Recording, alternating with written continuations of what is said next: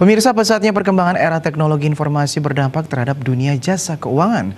Financial Technology atau Fintech dinilai menjadi solusi di tengah-tengah era milenial yang mengedepankan aktivitas, efisiensi, speed, power, atau kecepatan yang luar biasa.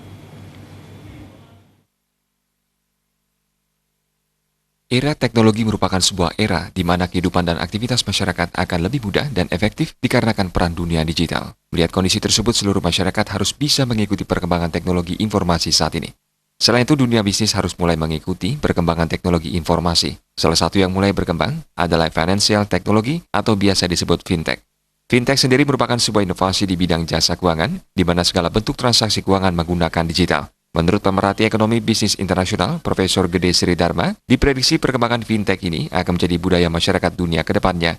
Menurutnya, fintech ini akan menjadi solusi di tengah-tengah era milenial yang mengedepankan efektivitas, efisiensi, dan speed power atau kecepatan luar biasa. Financial technology atau disebut kita kenal dengan fintech.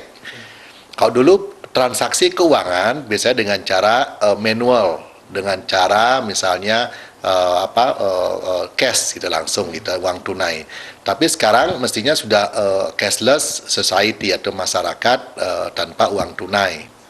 Sehingga automatically fintech ini semakin lama semakin menjadi budaya di masa depan. Nah, ini fintech ini yang menjadi solusi di tengah-tengah era milenial, era teknologi informasi yang mengedepankan efektivitas, efisiensi, dan speed, power, kecepatan yang luar biasa.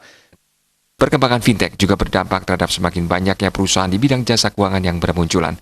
Otoritas Jasa Keuangan OJK harus bekerja keras kemunculan perusahaan fintech yang bodong atau tidak memiliki izin sehingga tidak merugikan masyarakat.